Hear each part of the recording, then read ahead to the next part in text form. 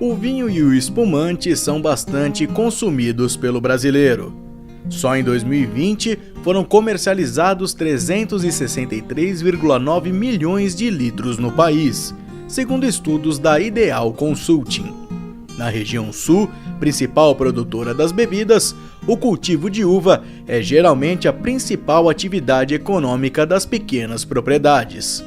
Por isso, estar atento às doenças que atacam os vinhedos é fundamental, principalmente quando falamos do declínio e morte da videira. Ele se caracteriza, aqui são os sintomas iniciais, né, por um amarelecimento, encarquilhamento das folhas, né, uma redução do vigor, né, e que vai evoluindo até causar a morte, eventualmente, das plantas, né. Existem duas situações, dois casos, né, diferentes de declínio, apesar dos sintomas serem parecidos. Um é típico de plantas jovens, né, de segundo, terceiro ano, né, e a entrada do fungo é principalmente pela raiz. Está bastante associada a uma cochonilha de raízes, que é a pérola da terra, que causa ferimentos, né, na raiz e são a porta de entrada desses fungos. A gente visualiza exatamente nas raízes, né, principalmente o sintoma de escurecimento é causado por cilindrocarpo, em geral, pé preto, e a visualização também das cochonilhas, né? Pode ser outros ferimentos, essa cochonilha é o principal agente causador de ferimento. O segundo caso acomete plantas mais velhas e geralmente vem de ferimentos de poda. É comum ter ataques de cochonilhas e outras pragas que também ferem os ramos e se tornam porta de entrada para fungos. Os fungos já são diferentes, né? Não é os mesmos da raiz. E normalmente o fungo mais comum é Botrosfera, né? E pode ser acompanhado a partir das extremidades da planta, né? A partir dos ramos afetados, né? Ela vem de cima para baixo, no caso, enquanto que o podridão, no caso do declínio de planta jovem, ela vem de baixo.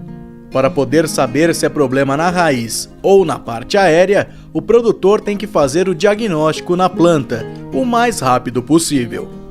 Aqui, por exemplo, nessa planta, o que nós podemos ver, dá para ver nitidamente, que o problema provavelmente é na raiz, né? Ou então no colo da planta.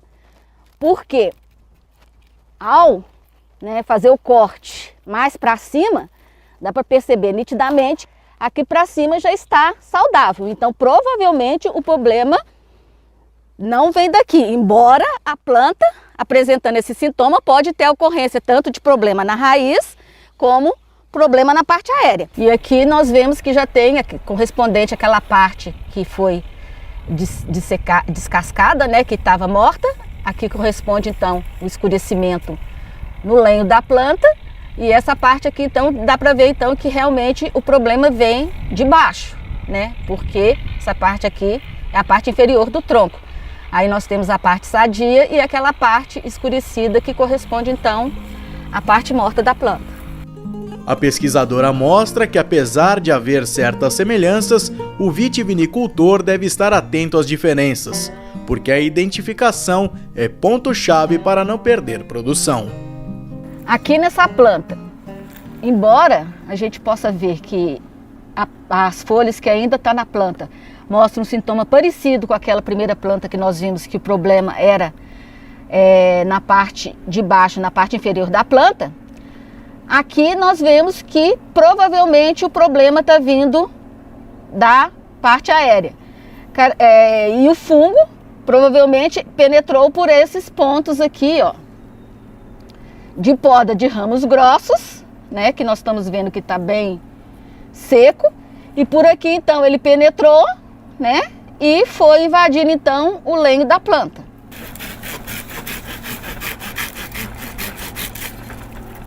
E nós temos então, cortando aquele ramo, o sintoma em formato de cunha, que é característico, né, do ataque de fungos que provocam a morte descendente. No mercado, ainda não existem medidas de controle muito eficientes para o declínio e morte da videira. Dessa maneira, a melhor forma de agir é através da prevenção.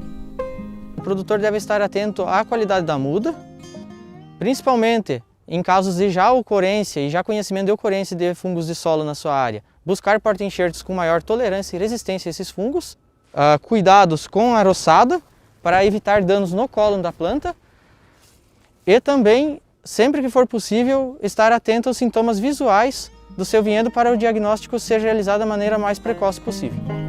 A partir da identificação das plantas sintomáticas, o produtor deve preparar as amostras e enviá-las para um laboratório. É importante relatar todas as informações possíveis, a fim de facilitar a identificação do agente etiológico causador da doença.